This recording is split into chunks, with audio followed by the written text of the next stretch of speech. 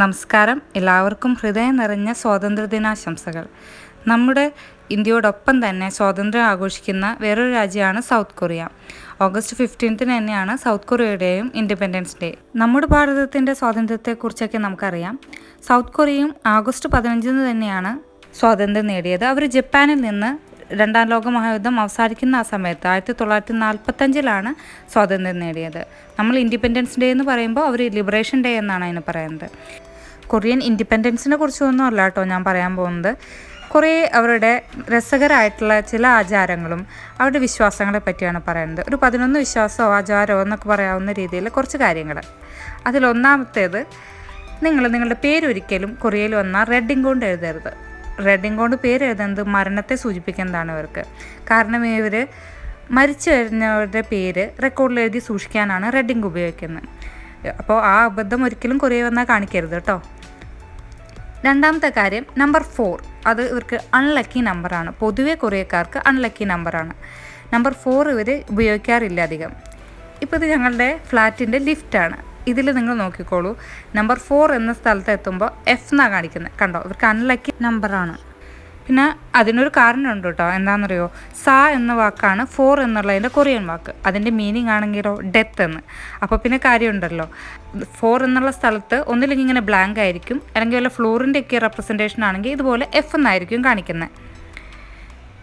പിന്നെ നമ്മുടെ നാട്ടിലുള്ള പോലെ തന്നെ ഒരു വിശ്വാസമാണ് രാത്രിയിൽ നഖം മുറിക്കരുത്. രാത്രിയിൽ നഖം മുറിച്ചാലുള്ളതിനെ പറ്റി ഒരു രസകരമായ കഥയുണ്ട്. അത് എലി വന്ന് കരണ്ട് തിന്നും. അതിനുശേഷം ആ എലി നമ്മളായിട്ട് മാറും. പിന്നെ നമ്മുടെ നല്ല ജീവിതം ജീവിക്കുന്നത് ആ എലി ആയിരിക്കും എന്നാണ് ഇവരുടെ വിശ്വാസം. അപ്പോൾ രാത്രി ഒരിക്കലും നഖം മുറിക്കരുത് കേട്ടോ.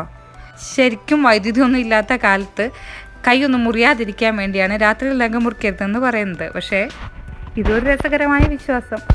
പിന്നെയുള്ള വേറൊരു വിശ്വാസമാണ്, നിങ്ങളുടെ പ്രിയപ്പെട്ടവർക്ക്, പ്രത്യേകിച്ചും കപ്പിൾസോ ലവറോ ആകുമ്പോൾ ഷൂസ് ഗിഫ്റ്റായിട്ട് കൊടുക്കരുത്.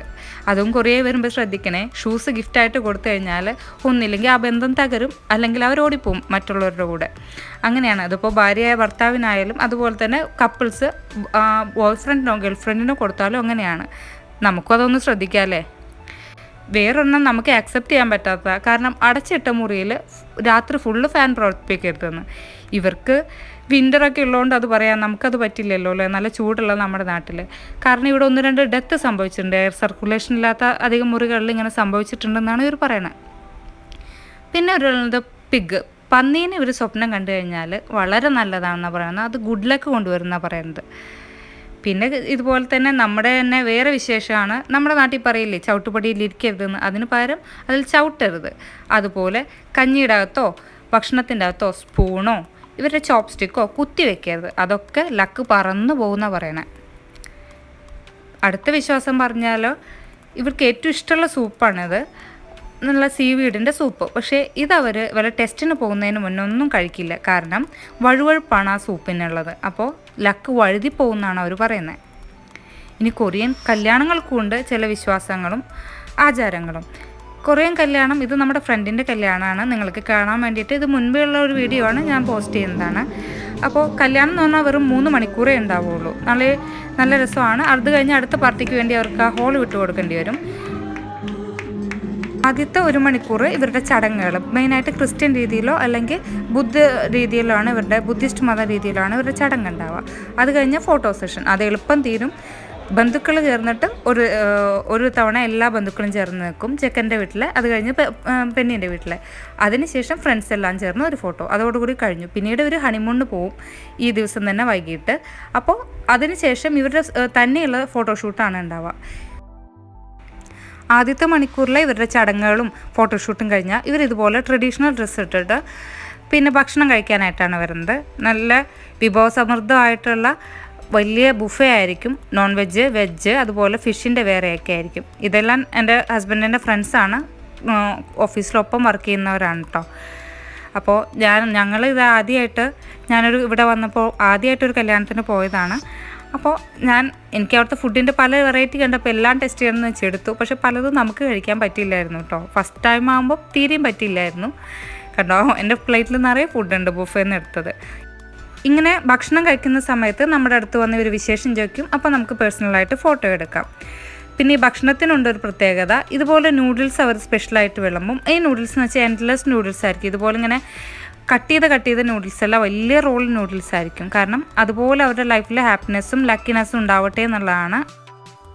കൊറിയയിലൊരു കുഞ്ഞ് ജനിച്ചു കഴിഞ്ഞ് ആ കുഞ്ഞിൻ്റെ ഫസ്റ്റ് ബർത്ത്ഡേ ആഘോഷിക്കുമ്പോൾ ഇതുപോലെ ട്രഡീഷണൽ ഡ്രസ്സൊക്കെ ഇട്ട് കൊടുത്തിരുത്തി കുറേ സാധനങ്ങൾ മുന്നിൽ വെച്ച് കൊടുക്കും. കുട്ടി അതിൽ നിന്ന് എന്ത് ചൂസ് ചെയ്യുന്നോ അതായി ഭാവിയിൽ തീരുമെന്നാണ് പറയുന്നത്. മൈക്ക്, അതുപോലെ സ്റ്റെതസ്കോപ്പ്, പല സംഭവങ്ങൾ. ഇപ്പോൾ മൈക്കാണ് എടുക്കുന്നതെന്നുണ്ടെങ്കിൽ ആർട്ടിസ്റ്റ് ആവും, സ്റ്റെതസ്കോപ്പ് ആണെങ്കിൽ ഡോക്ടറാവും, പൈസ എടുത്താൽ റിച്ച് ആവും, അങ്ങനെയൊക്കെയാണ് വിശ്വാസം. ഇത് നമ്മുടെ കുറച്ച് ഫ്രണ്ട്സ്, ഓഫീസിൽ നിന്നുള്ള ഫ്രണ്ട്സ് വീട്ടിലേക്ക് ആദ്യമായിട്ട് വിസിറ്റ് ചെയ്തതാണ് കേട്ടോ. ആദ്യമായിട്ട് വിരുന്ന് വന്നതാണ്. ഇപ്പോൾ ആദ്യമായിട്ട് ഇതുപോലെ വിരുന്ന് പോകുമ്പോഴോ അല്ലെങ്കിൽ ഹൗസ് വാമിങ്ങിന് പോകുമ്പോഴോ അവർക്ക് ചില വിശ്വാസങ്ങളുണ്ട് ഗിഫ്റ്റ് കൊടുക്കുന്നതിൽ. ഇതുപോലെ ലിക്വിഡ് സോപ്പോ ടിഷ്യൂ റോൾസോ അല്ലെങ്കിൽ സോപ്പ് പൗഡറോ മധുരമുള്ള സാധനങ്ങളോ അങ്ങനെയൊക്കെയാണ് സ്പെഷ്യലായിട്ട് ഗിഫ്റ്റ് കൊടുക്കുക. ഈ കാണുന്നതൊക്കെ അവർ ആദ്യമായിട്ട് വന്നപ്പോൾ നമുക്ക് ഗിഫ്റ്റ് കൊണ്ട് തന്നത്. എന്താ ഇങ്ങനെ കൊടുക്കുന്നതെന്ന് വിചാരിച്ചു കഴിഞ്ഞാൽ, ഇപ്പോൾ ടിഷ്യൂ റോളാണുമ്പോൾ വലിച്ചുകൊണ്ടേയിരിക്കുക, അതുപോലെ നിങ്ങളുടെ ലൈഫിൽ സമാധാനവും സന്തോഷവും കൂടിക്കൊണ്ടേയിരിക്കട്ടെ എന്നാണ്. പിന്നെ ഈ സോപ്പ് പൊടിയൊക്കെ ഇങ്ങനെ പതപ്പിക്കുന്ന സംഭവമല്ലേ, അപ്പോൾ അതുകൊണ്ട് അതുപോലെ നിങ്ങളുടെ കുടുംബത്തിൽ ഐശ്വര്യവും സമാധാനവും പതിഞ്ഞ് വരട്ടെ എന്നുള്ളതാണ്, സന്തോഷമൊക്കെ. അപ്പോൾ പിന്നെ അതുപോലെ ഇവരതേ തന്ന ചെറിയ ഡോളും നല്ലൊരു ലക്കിനെസ്സൊക്കെ എഴുതിയിട്ട് ഒരു ചെറിയ കാർഡൊക്കെ തരും. ഇത് ഞാൻ ഇപ്പോഴും എടുത്തു വെച്ചിട്ടുണ്ട് കേട്ടോ. നല്ല ഇഷ്ടമായി എനിക്ക് ഇങ്ങനത്തെ ഗിഫ്റ്റൊക്കെ കിട്ടിയപ്പോൾ. അന്ന് വന്നപ്പോൾ ഞാൻ അവർക്ക് വേണ്ടി ഒരുക്കിയ ഫുഡാണ്. അവർക്ക് ഇന്ത്യൻ ഫുഡ് നല്ല ഇഷ്ടമാണ്, പ്രത്യേകിച്ച് ബിരിയാണിയും തന്തൂരി ചിക്കനും. ഞാൻ അത് തന്നെയാണ് അവർക്ക് മെയിനായിട്ട് ഉണ്ടാക്കിയത്. അപ്പോൾ ഇന്നത്തെ ഈ രസകരമായ വിശേഷങ്ങൾ എല്ലാവർക്കും ഇഷ്ടപ്പെട്ടെന്ന് കരുതുന്നു.